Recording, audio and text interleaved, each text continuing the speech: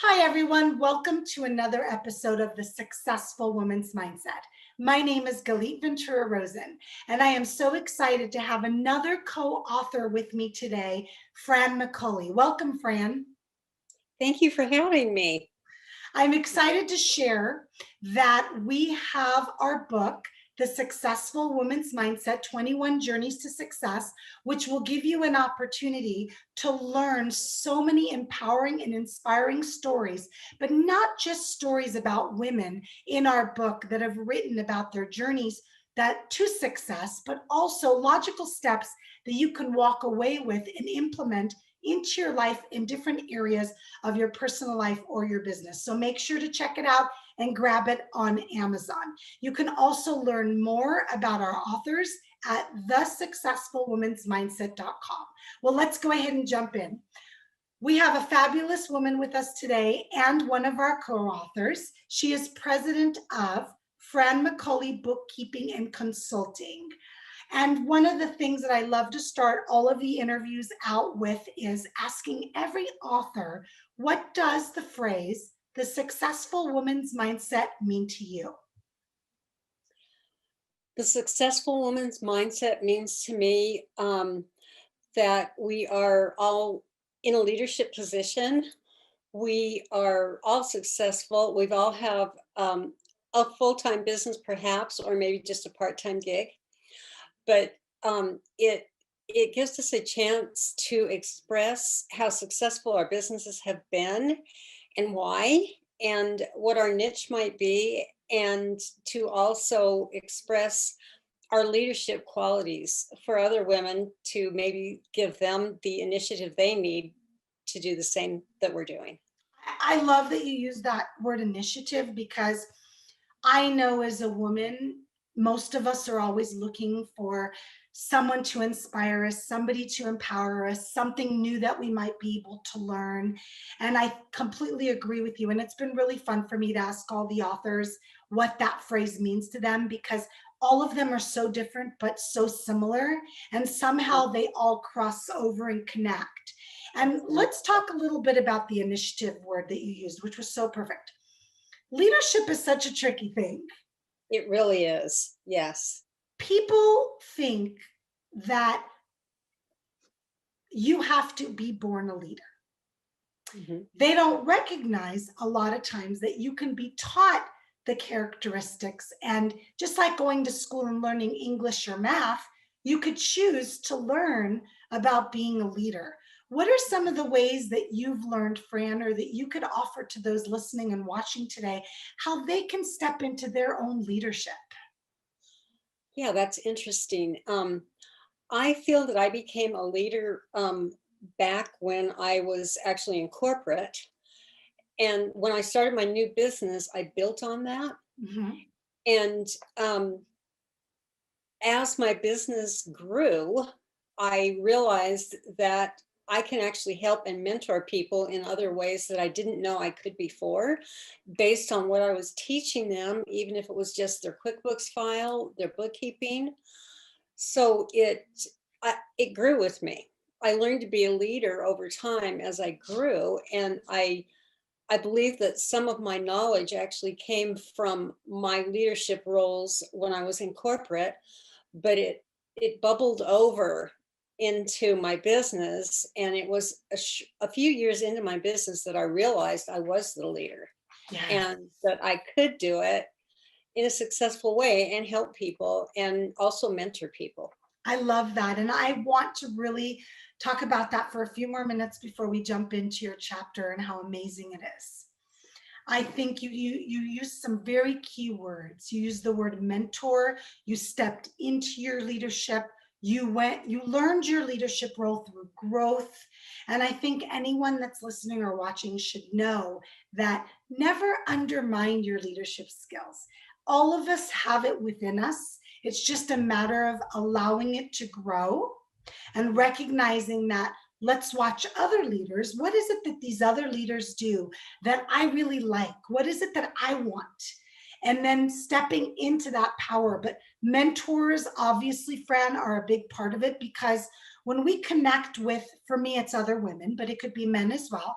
When I connect with other women that are in leadership positions that I strive to be in, and we all have them, because I don't believe any of us have met our full potential yet, then we step back and say, wow, that is a real leader. I want to be like her. Exactly. So I think I love that you shared those examples, and thank you for that. Let's go ahead and jump in for a second and talk about your chapter without giving everybody all the great details, because we really want them to read it. And I think anybody can learn from your chapter. This is not for a specific demographic. This is not for if you own your business or you don't. This is really something that all of us should be embracing and learning about. So Fran's chapter title is called Money Magic. Tell us a little bit about why this chapter, why this theme, and what you wrote about, just a little without giving out all the great stuff. So I have a program that I call Money Magic, and it helps people learn their money archetypes. This is just one small piece of my overall business. So they take a quiz and they learn what their archetypes are, and then we talk about how their archetypes in the money realm can help them be successful in their personal life, in their business life, even in their corporate life. It doesn't matter what it is their role is. With their children, with their family, especially the struggling couple who might be having money fights. Once they learn what their archetypes are, they learn how to deal with each other in a better way. So it not only helps you in your business life, it also helps to learn what your archetypes are. It also helps you in your personal life with your children, with your husband, and everything Relationships, else. business partners. I mean, we all look at money so differently. And I think that that's such a brilliant way to step back and recognize that everybody doesn't look at money the same. That's so true. No two people look at money the same, and no two people have the same exact archetypes that end up being couples or friends or in whatever type of relationship they are in. And once you learn what those archetypes are, and once you learn to live by them, your life changes in amazing financial ways. When I first got into this, I was a little skeptical, but once I dug into it and did it for myself, my husband and I and our family, our life changed dramatically. Really dramatically in many ways. I love that. I love that. And so your program helps with this? It helps with this. I have different versions of the program. They learn what their archetypes are. The program has actually 6 modules in it that we dig deep into the personal being. So back when you were 3 years old, that's when you had the beginning stages of your money story.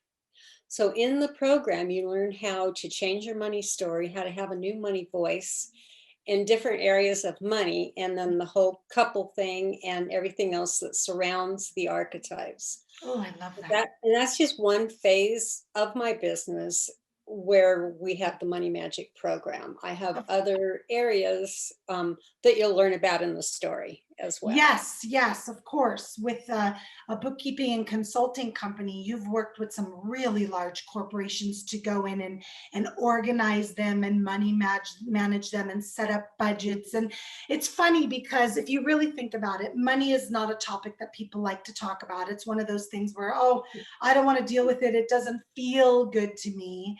Right. But when you start changing your relationship with money, everything changes.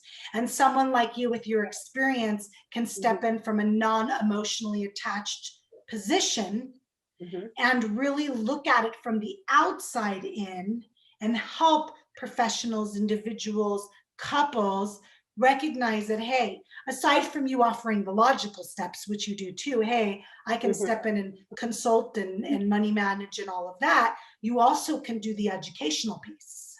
Exactly. So a lot of my clients sign on in the beginning stages. They might sign on for the Money Magic program.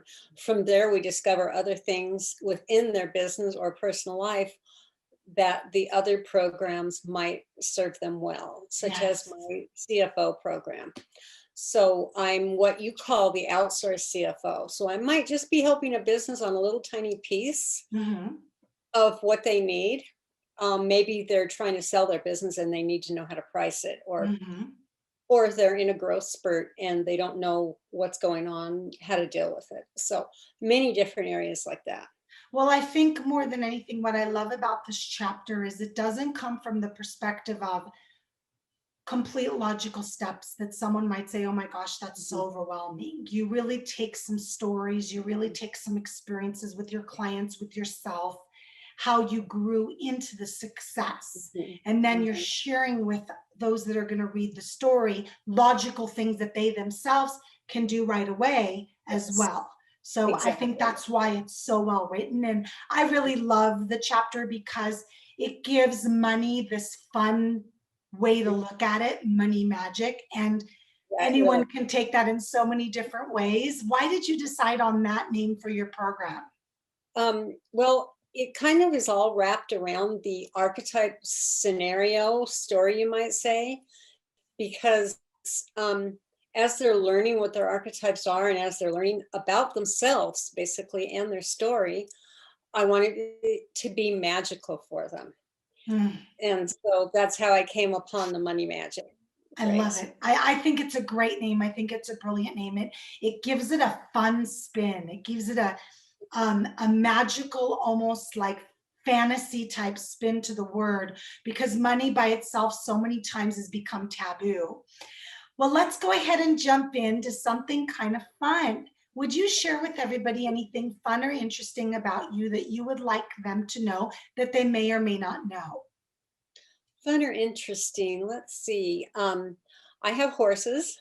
Oh, beautiful. And I ride the horse circuit with Buck Brannaman. He's a trainer. Mhm. So that's how I spend my summers with doing different activities with my horse. As a child, my husband owned, or my husband, my father had a dude ranch. And Mhm. so it comes from that, the beginning stages of my horse adventures with helping people. We were like 3, 4, 5 years old, helping the people who wanted to learn how to ride horses actually get on a horse and ride. Oh, how So much it fun. was fun and Do you interesting have horses now? part of my life. Yes, we have 4 horses now. Oh, I love that. That's And something I want one day. I, and I I grew up my entire life riding horses. I had friends that did horse shows. And then I also was able to ride on a regular basis. Then my parents, every time we went away, we'd ride. I've taken my kids to ride since they were little. My hope one day is to have a larger piece of property where I oh, can have horses as well. I think that'd be so wonderful. Thank it's a you for lot of sharing fun. that. It's Please a go lot ahead. of fun and it takes a lot of care. It takes up a Yes, lot of time. So yes. I I'm try to very fit it aware. I in. have 3 dogs, 2 bunnies, and a conure bird with Exactly. 3 kids and a man. We Yeah. don't need to talk about how much time all of that takes, No kidding. Yeah. right? And I Right? also do, I'm an avid gardener as well. So there's that piece in my life. So I love that. I actually the other day just posted a picture of my little tiny garden that I have, oh, and my romaine mini lettuce is growing, and I got to cut my lettuce and feed my bunnies, and I got to cut my lettuce and put it straight in my sandwich, and I got so excited about my lettuce and how fast it grows. mhm. So gardening has been a really fun thing during these times to kind Yeah. of explore and get into. I've seen a lot of people do it more than they did before, which is kind of fun. Yeah. Because it seems like during this time that we've witnessed here in the last year, people have discovered different things that they didn't know they were interested in that they ended up doing. More So time. It was more time. It it was was more fine. home time. For me, it was I traveled so much and all of a sudden I'm not traveling. Well, I've got to fill the time with something. So it's been painting, crocheting Oh, a blanket. It's been all these little things that who the heck had time to do that, right, Fran? exactly. Well, why Yeah. don't you tell everybody how they can get a hold of you, learn more about your programs, about your business, through social media, your website? Okay, so my website is franmccully.com. Just franmccully.com. Pretty simple. And they can get a hold of me via email at fran@franmccully.com. So that's pretty simple as well. So you can find us on Facebook, on Instagram, on Twitter, on LinkedIn, all of the main places. And we do have a 1-800 number. Shall I get that out? Sure, you can. It's your business number. You go right ahead. So that's 866-363-5580. And the main way of getting a hold of me is through the website and the email address. And we do have calendars that they can schedule an appointment with. Perfect. I also have all of the authors' information on the website, thesuccessfulwomansmindset.com. We have direct links to your social media, so they can get in touch with you that way. Also, anybody that's watching or listening, make sure you grab a copy of this book. 21 chapters, 21 authors. We have ages 29 to the 60s. We have different professions, different cultures, religions, races.